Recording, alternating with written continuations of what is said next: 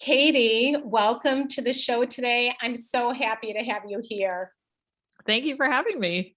Yeah, well, I am excited for our conversation today, and something that we're going to be talking all about ADHD and digging into that, and being somebody that has struggled with that. I very much looking forward to talking about it, and also having kids that have ADHD, and I know a lot of our listeners are navigating that themselves. I want to start with you sharing a little bit about your own story and how you started your podcast and you got started doing what you're doing today.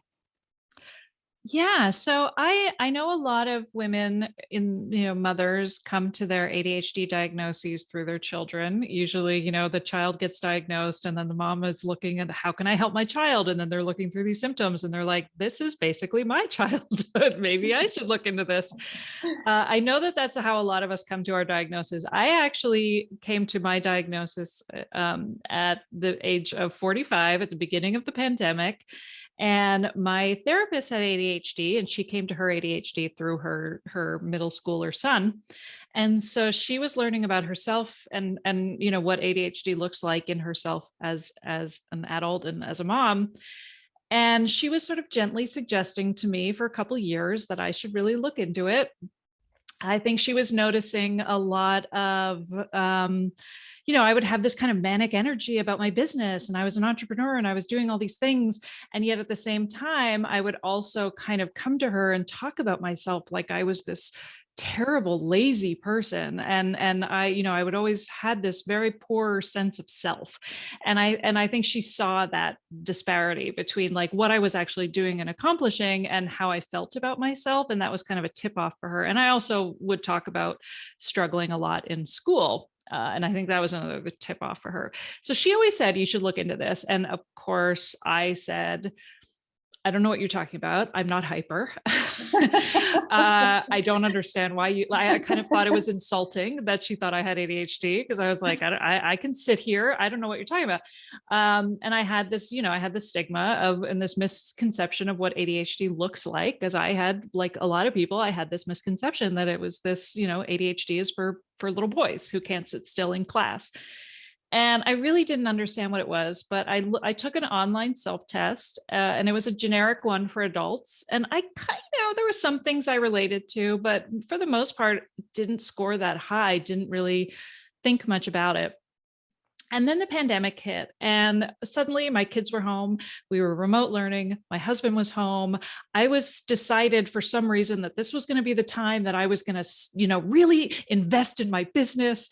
And, but I couldn't do anything. Like, I just felt totally paralyzed by the fact that any minute my kids were going to come bursting into my office and have an issue with Zoom, or the Wi-Fi was going to be out. Like, I just felt like I was sitting waiting for the next catastrophe in my home, and I was really struggling, and I was just had a lot of emotional breakdowns as a result. I was just feeling a lot of rage. It was COVID. We were doom scrolling all day long. Like, it was, a lot of us were really, really struggling. And I think that it was during that time that my therapist was like, you really need to look into what ADHD looks like in adult women.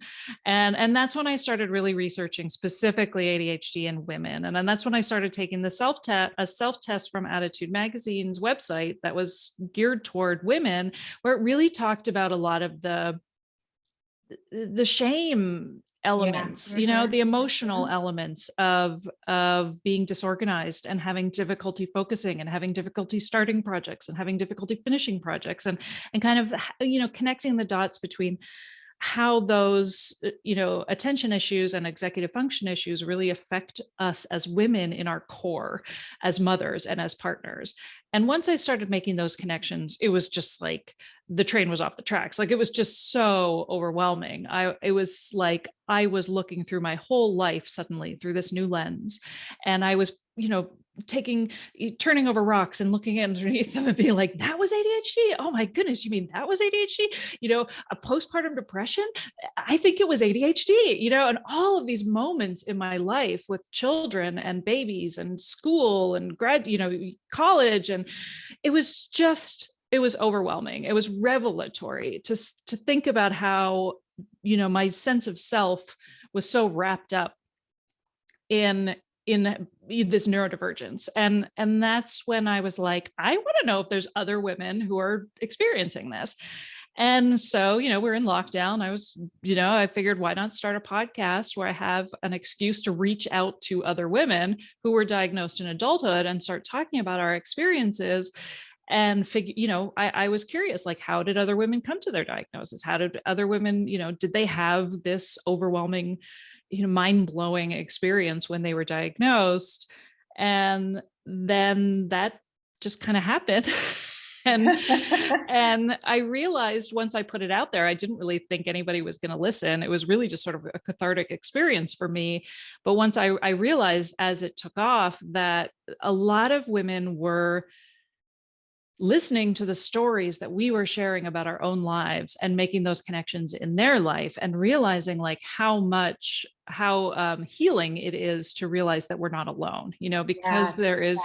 there's so much, Stigma. there's so much stigma and so much shame about a lot of these things, that these struggles that we've had, that it's so nice to hear other women talk openly about, the fact that they can't fold their laundry or, what it's like to suddenly,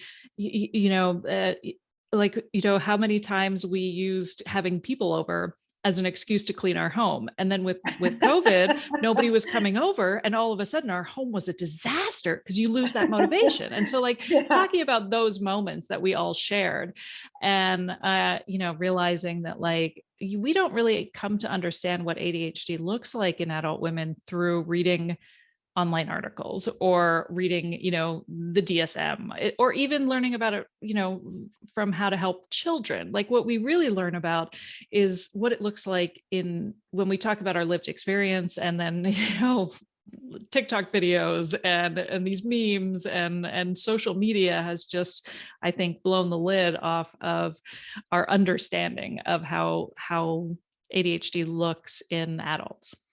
Yes. Wow. You said so much good stuff there. Thank you for being courageous that here, you had this experience where this mind-blowing, I think was how you described it, experience that was so overwhelming, and decided to talk about it and to expose it and be vulnerable, to shine the light on it and help other moms that are struggling with this to also shine the light on it and talk about it and to create this safe place. And so thank you. I really think it's very needed where we're talking about this. And I even noticed as I was introducing you, feeling a little shame around admitting I still, have a little shame around admitting I have ADHD, because I have judgments, about myself, and I was one that was diagnosed through my kids, and they were, all of them actually were diagnosed. I have 3, and we did brain specs, and we started with one, our oldest.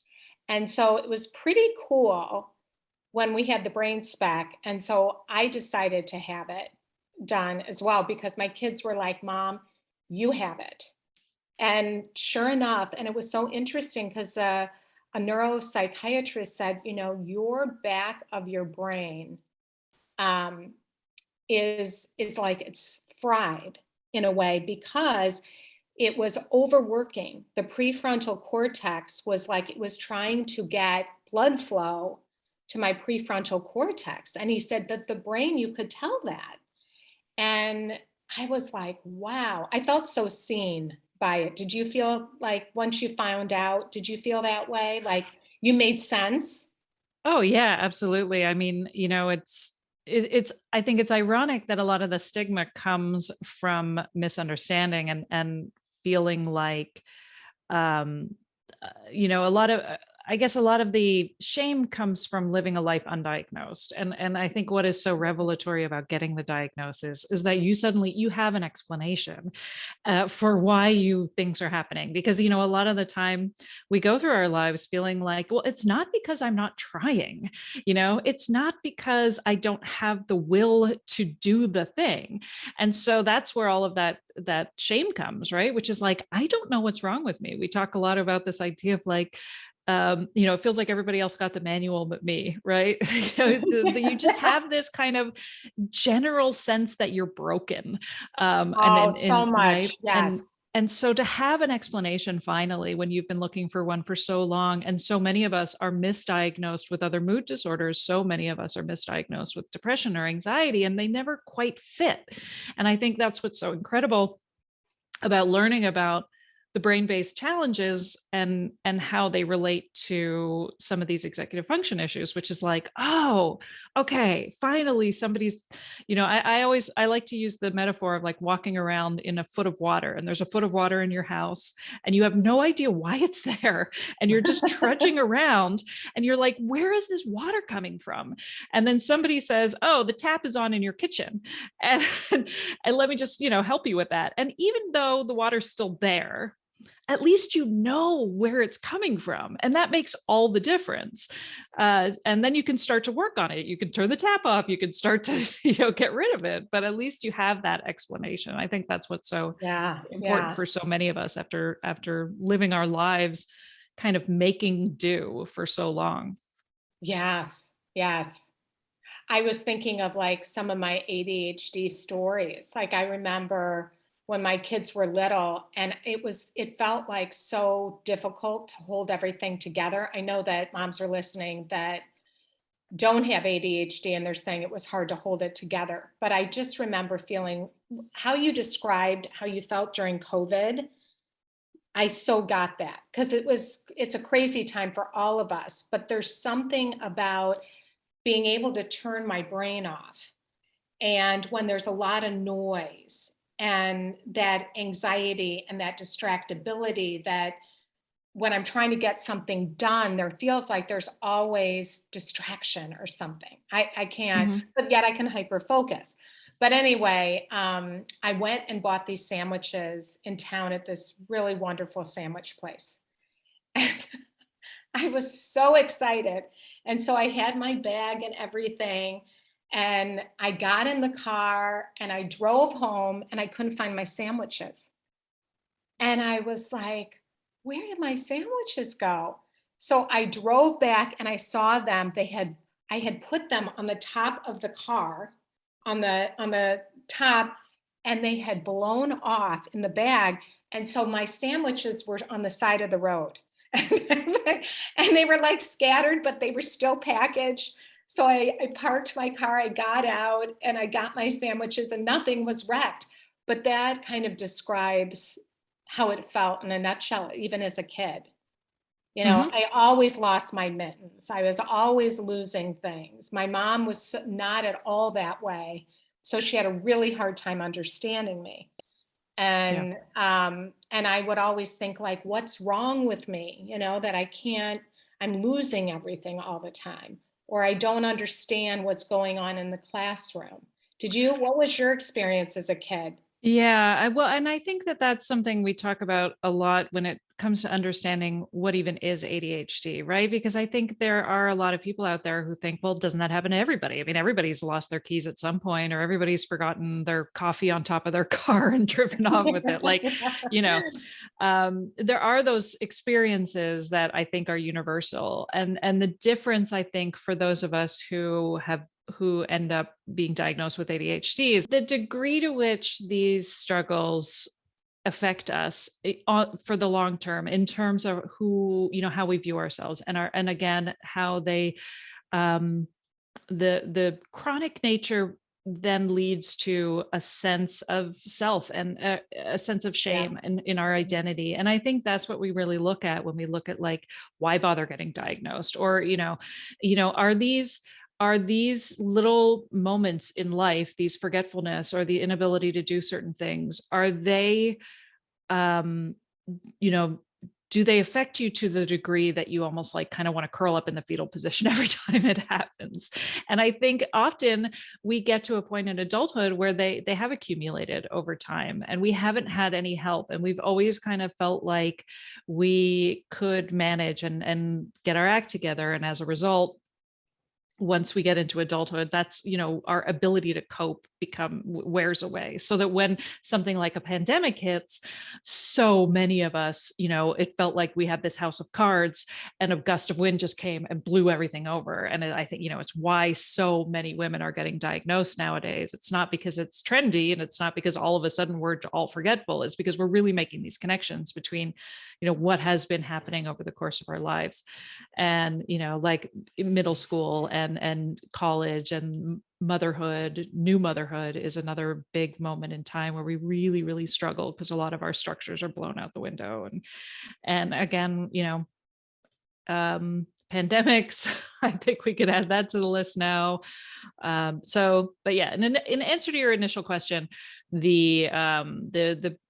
I struggled in middle school with a lot of the attention issues. And I was the youngest of 3 kids. So I had 2 older brothers, and both my elder brothers did really well in school. And I was in the gifted program. And my parents always joked about the fact that I had the highest IQ of all 3 kids. So like, why can't you just get your act together? It was almost like this joke, which was like, oh, isn't it funny that you have this high IQ, but you get D's? And, and nobody was like, maybe she has a learning disability or maybe she needs some help. It was sort of just a joke, like, oh, well, not everybody's good in school. If you don't go to college, it's fine. You're good at other things. And I think they were really genuinely trying to make me feel good about myself because I wasn't doing well in school. But I don't think at the time they understood what was happening. And I didn't know what was happening either. I think they just thought I was lazy or unmotivated or, not interested in school. And then I would get all of the negative comments from my teachers who were just like, you have to study more and you have to try harder. And I would think I am trying hard. And then I gave up and then I just stopped going to class. And that was, I think what we all worry about as parents is, when I certainly do for my kids. What happened to me was I just stopped going to class and I just skipped class and was just like, I don't want to go to, I don't understand what's happening. I'm trying hard. I'm not getting good grades. So screw it. Yeah, yeah. You sound like my oldest. That's exactly what happened with her. And once she was diagnosed, she said, I feel really validated and I'm really mad. She said, because everybody has told me, like yourself, she would get straight A's. She's a brilliant writer. And she got a perfect score on her ACT with vocabulary, and she's very articulate. And yet she didn't do her homework. And she was missing all these assignments. And we would get so upset with her. Now, at that time, she's 31 now, I didn't know what I know today. Mhm. But I did think, oh, she's so lazy. Why can't she get her assignments turned in? And the psychiatrist said, it's like she was trying to hike a mountain, but it was like she was like cut off at the knees. Mhm. She couldn't do it. And he said, and the brain flow, the flow in her brain, the blood flow to the prefrontal cortex, it's not wiring the way that it should be. So anyway, she was mad because she was hearing that same message and yet she felt validated. But it was always the teachers, like, she's just not, living up to her full potential.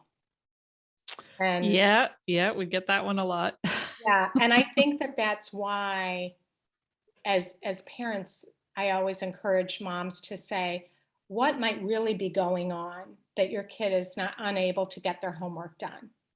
Because if you're just trying to get them to do their homework and really frustrated and fighting with them all the time, they do get discouraged and they give up and they're like, why even try? Mhm. Um, so yeah. Yeah. And I feel like my diagnosis has really changed how I parent in that way too, right? Where I noticed that I was kind of doing that with my own kids, which was I had one kid who did really well in school, and I had another one who didn't. And with my son who wasn't doing well in school, I just sort of was like, oh well, not all of my kids can get straight A's. And I was just kind of labeling him as the student who wasn't doing well. And I realized, I really needed to change how I viewed, what he was struggling with, right? Which was like, what do you need to succeed? How can we help you? Because I think that rather than just saying, oh, well, that's fine. I want you to feel good about the fact that you're getting C's, because I don't want to be that parent who demands that all of my kids come home with straight A's. But at the same time, I think it was really important to understand, like, if you want to do well in this and you're not, we need to figure out what you need for you to do well in Yes. that. Mm-hmm. Mm-hmm. And I think that's, yeah, again, it's like, so much of our success with ADHD is interest driven, right? So we really have to figure out, okay, where can we find your motivation when it comes to these things?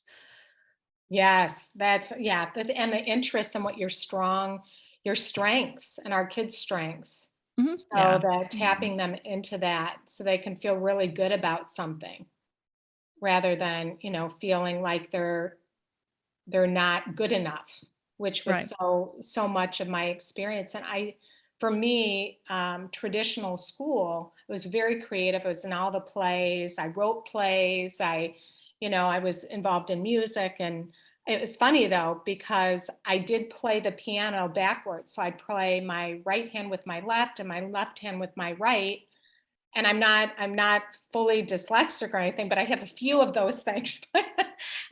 Some people would say that's brilliant that I could do that, but didn't sound quite right. But there's ways that I can see that I'm gifted and I have strengths, but I was trying to do math or something like that. It was so difficult.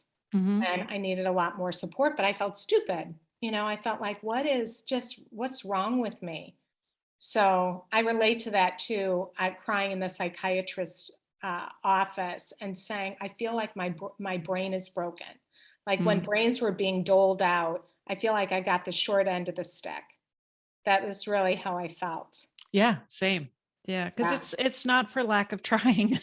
And I think that's Yeah. what people don't understand is, the one piece of advice we're often given, which is like, just try harder, just, do this better. And that's probably the worst advice you could give somebody with ADHD who really just thinks differently. And we need to figure out how you're thinking differently, what works for you, and lean into that. Yeah. So I have a couple things that I'm thinking. I'll ask this first. What would you say to the mom that is listening? Because I do get this often. I hear moms say this. Well, kids are being way overdiagnosed with ADHD, and I feel like it's just an excuse and just giving them a pass. What would you say to that? Mm.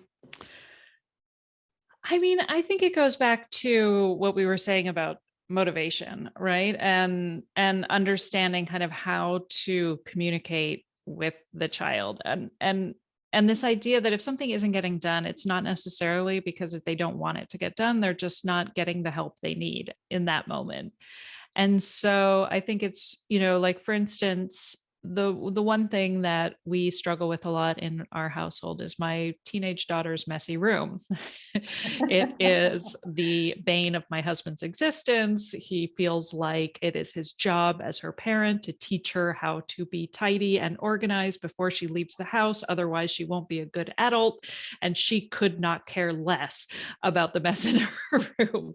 And he says things like, have you seen how messy her room is? And I'm like, no, I don't go in there. Why would I go in there? It'll only upset me. And, because I have faith, I sort of feel like she's got her system and she'll figure it out. And so a lot of the time, it's really about kind of understanding what why they aren't doing what they're doing. And instead, I think the tendency is as a parent to really just kind of brush off their innate knowledge of something and just be like, look, I have a way of doing things and it's my job to teach you how to do those things.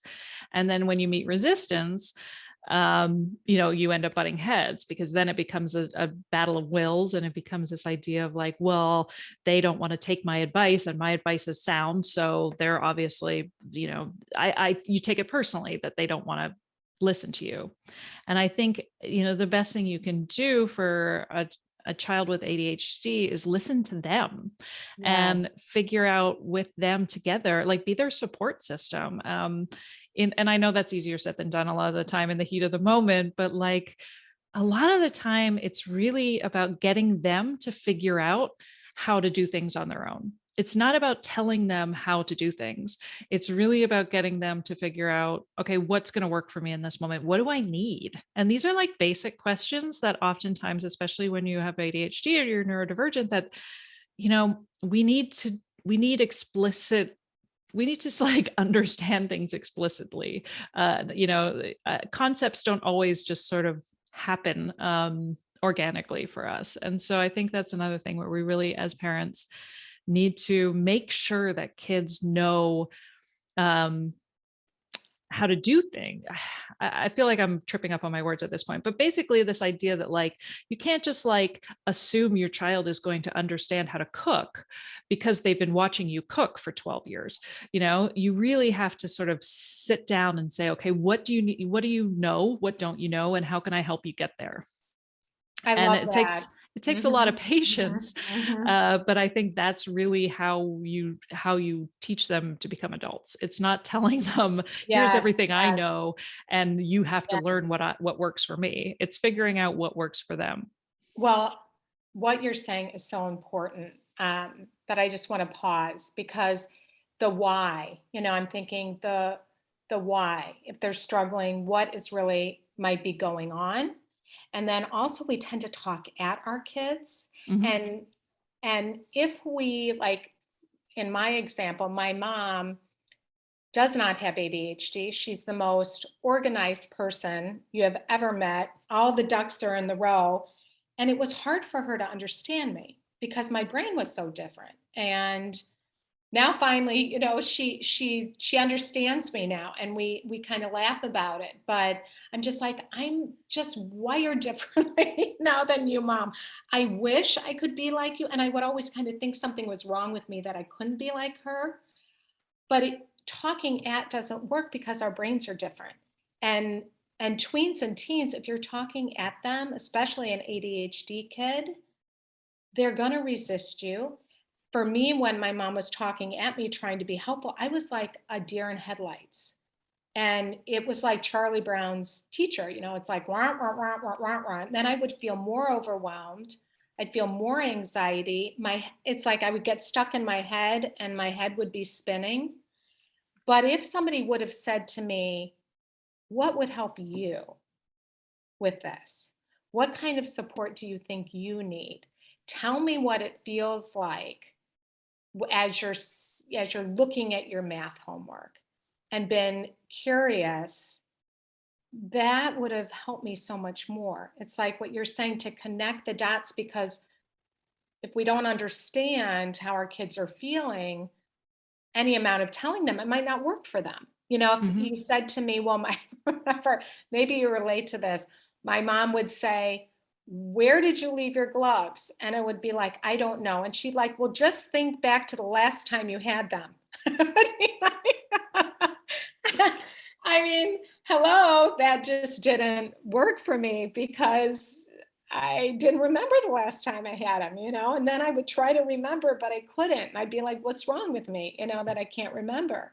So anyway, I just think that is what you're saying is just really important to ask our kids and what they need rather than the talking at. Yeah. Yeah. And a lot of the time it's really just being there. And I know that that can be really difficult as a parent too, especially as they get older. And it's like you want them to be so much more independent and you're finally getting yourself back after years and years of being like really, really involved, that it can be tempting to be like, go do this yourself. You know how to do this yourself. And they really are still very young. And I think that can be really difficult with tweens and teens, at least for me, where I want them to just be like, "Ugh, just go to your room and clean your room." And to understand that that's not something a child with ADHD can do. They need you there. And maybe they just need you sitting there. You don't necessarily have to clean the room with them, but often they just need you there. It's very difficult to do things alone. And I think so they require a lot of patience and a lot of togetherness. And that as a parent can be really hard because we're always looking for a break.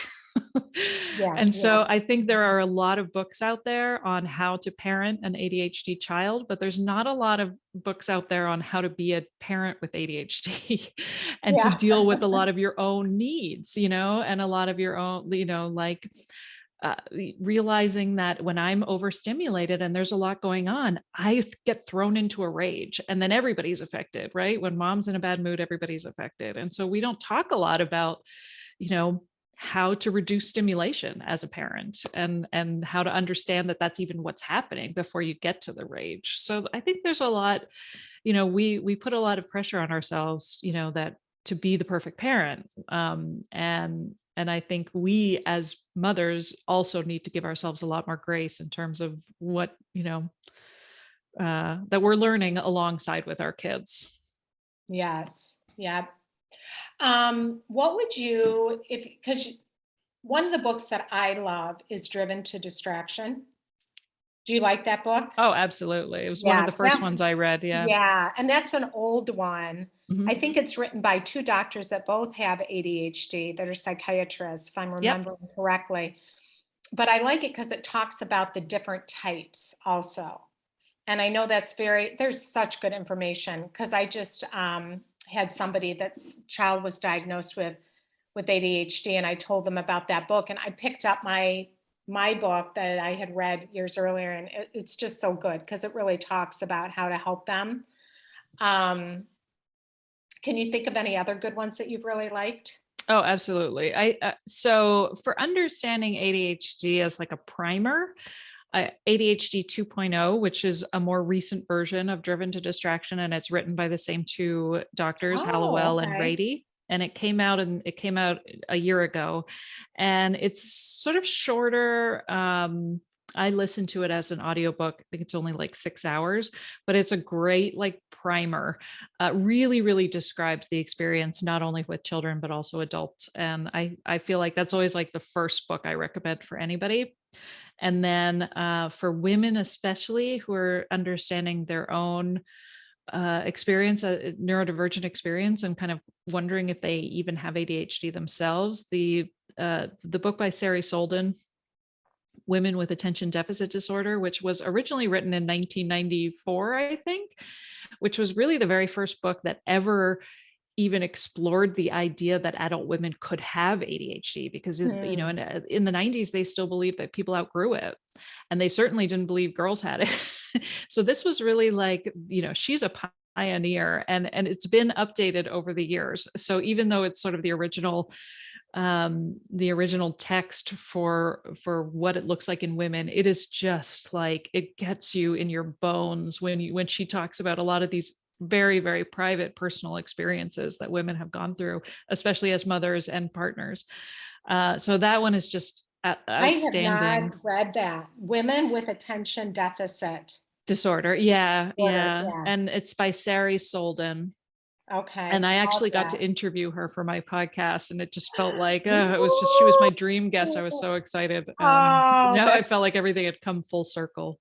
And then the book I would always recommend for parents is a fantastic book by Sharon Saline, and it's called What Your ADHD Child Wishes You Knew.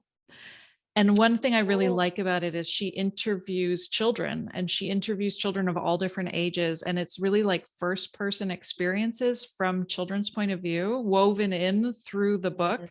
And she's a psychologist who has incredible experience with families. But I just love, going back to that idea of like how we learn by talking about our lived experiences. I just found that book really affirming as a parent in terms of, not only looking back at my own experience and kind of that grief that you had talked about earlier with your daughter, of looking back and being like, how did nobody see these signs, and wondering how would my life have been different if I had been, if somebody had helped me as a child, and dealing with a lot of that grief. But then at the same time, now as a mother, looking and thinking about my own children and how I can best help them. It's a fantastic book.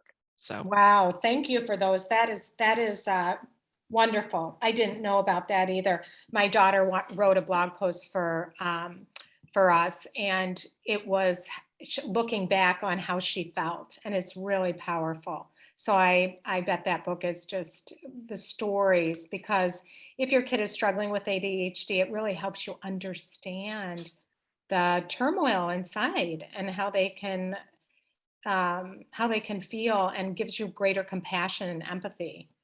well, and how comments like, well, you're getting good grades, you can't possibly have ADHD, how those sorts of comments can be just as damaging, when so much of the, like you said, that turmoil is inside, and so much of that anxiety is building up of wanting to be the good kid and wanting to get everything right and perfect, and how so many times we don't look like we're struggling. In fact, we look like we're very successful people often. And that's kind of where the breakdown in understanding this is. There's this stigma, and you feel like people with ADHD are supposed to be a hot mess, and often they look, like quite the opposite. It's really about that distance between how you're viewed versus how you feel inside. Yeah, it's so funny you say that, because I have a very close friend and she has ADHD, but she's totally out there with it. And then she she's really, out there and open with it and her struggles, where I learned as a kid to hide it, Mm, mhm. and just to not show it, at all. And but when we're together, I feel like she's in my brain, if that makes sense. And I'm just like, I'm always like, shh, we've talked about, shh, hide it. Don't tell people that, she's talking about the mess, the explosion on her dining room table and how she can't clean these papers up. And I'm like, I just put them in a paper bag where nobody can see them. you know? And it's just so funny, but yeah, we can mask it and hide it, and it's so good that you're doing what you do to get it out there and to be talking about it. Yeah. Well, I have one more question. Um, what would you say to mom that might be listening, that is like, I've always wondered about myself and I'm not quite sure, like you're the psychologist that you are working with, what she said to you. I Mhm. love how you talked about that, made so much sense, about how it's, what's the word that you used, it's over time that this has been was it, did you use the word chronic, I can't remember, but Maybe. yeah, It's but possible. it's just, yeah, it's just happened over and over. It's been a life experiences, one after the other, cumulative maybe, is what Well, you said. yeah. I think a lot of the experiences for women and of all ages right now, what's happening and what I'm seeing happening is that, they're watching TikTok videos and suddenly a bunch of ADHD stuff is coming on their For You page, or, they're seeing memes on Instagram and they're really relating to a lot of this stuff. And they're like, wow, I never thought I had ADHD because I'm not hyper or whatever, not under really understanding what it is. And then seeing some of this stuff and being like, wow, I feel really deeply seen by a lot of this content online and a lot of the literature around ADHD. And then you start to think, okay, like we talked about, like you start to go back through your life with this fine tooth comb and you're like, oh, yeah, I did struggle here. Oh, wait a minute, this could be related, And so you realize, even though if somebody said to you, like, you don't think of yourself as somebody who maybe had some struggles. You might think of yourself as like holding it together. But then when you really kind of look back over the course of your life, you start to connect these dots and realize that there are, you are kind of really this house of cards, and you are just kind of holding it together. And I think so many of us feel that way, especially now in the last couple of years, with everything that's happened with the lockdowns and the pandemic, is that we're just like really on edge. And these are those moments where it's not like you were struggling your whole life, but it's these moments where, because you might have ADHD, it really comes to the fore in these times in your life. And so if you are somebody who really had difficulty with babies, and if you are somebody who maybe really struggled like with exams, and you now are really struggling with the pandemic, you're seeing these patterns, it's coming back over and over and over again. And yes, I think if you're really feeling seen by it, I think at any age, it's worth it to seek out a diagnosis, because that explanation can be so life-changing. Yeah. So how are you feeling today since you've been diagnosed?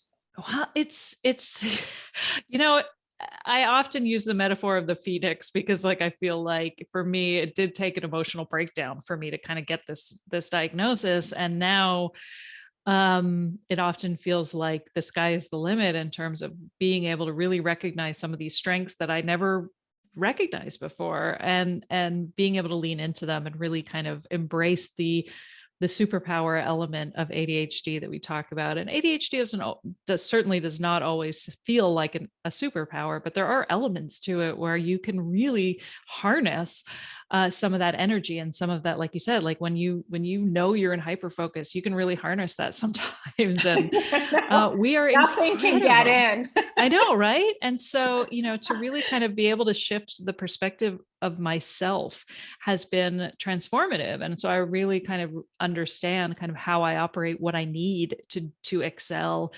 and lean into those strengths. And that's what's been so amazing about meeting so many other women from different backgrounds and different experiences. Like, I have yet to interview a woman who isn't brilliant in some way.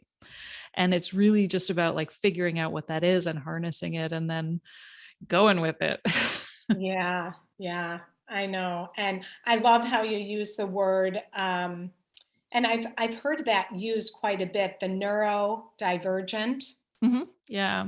Can you define that? So, I mean, neurodivergent is really anyone who has an atypical brain. And so, a lot of mood disorders fall into that category as well. So, you've got autism spectrum disorder, you've got ADHD, but you also have OCD, depression, anxiety, bipolar, Mhm, borderline mhm, personality mhm. disorder. So a lot of these things, they're like a soup, right? And I remember I had a guest talk about like, figuring out how these things are all interrelated is like pulling out a fish hook in a bowl of fish hooks, right? Like it'll take your whole life to figure out what is what. But a lot of the time, I think it comes down to sort of having a different way of thinking and realizing that that is looked at as being quote unquote wrong by people in your life, whether it was your parents or your teachers or adults in your life who shaped your identity, was shaped by this lifelong understanding that the way you were doing things was wrong. With my children, I liken it to being left-handed, right? So, when you're left-handed and you're handed a pair of scissors that are right-handed scissors, everybody else seems to be able to cut. And you're like, I can't use these. And I don't know what's wrong with me. I can't I can't use scissors. I can't cut. And what you just needed were a pair of left-handed scissors. So it's, it's a lot of the time, it's really like this idea that we believe that something's wrong with us. And really what we needed the left-handed scissors, and we never got them. And so it's a matter of trying to Wow. find them. And as opposed to feeling like I'm the problem, it's really just a matter of, realizing that everybody else can do it, feeling what is wrong with me that I can't do it, and then figuring out what you need. I almost feel like I can cry having you say that. We just didn't have the left-handed scissors. Yeah, that is beautiful. That's such a Yeah. beautiful way to put it. And that our brains are just different, and that can Yeah. be a beautiful thing. right? And Yeah. extraordinary. It's extraordinary what people are capable of when they're not thought of as being wrong, but just given the ability to kind of lean into their differences. Yeah. Oh, thank you for that. So much hope and encouragement. Yeah. And I feel like since I was diagnosed, it's really helped me to lean into my strengths Mhm. and know that trying to fit into that, the square hole in the round peg or the square peg into the round hole. Um, it's okay. It's okay, Yeah. because it's that square peg is good. It's, nothing's wrong with it because it won't go in that round hole. So let our listeners know where to find you, Katy, and what you're up to. Yeah. So after I started the podcast, I realized I was meeting so many amazing women from all different backgrounds. And I kind of wanted to create a community where they could meet each other because I felt like so much of my own healing and so much of the quote unquote treatment of ADHD is finding your people and finding community and feeling understood and realizing that you're not alone and sharing those experiences and being like, wait a minute, I didn't realize road rage was part of ADHD. You get that too, like all of these light bulb moments. Yeah. And so I created the Women in ADHD online community, which you can get there. It's a Mighty Networks community, but you can get there through womenandadhd.com. And that's been a wonderful place for women to come together and meet. We have book clubs. We're studying the Radical Guide for Women with ADHD workbook right now, where we come together and we fill it out Great. together and we talk about it. And that's been really wonderful. I just started that in January, so I'm doing another one in March.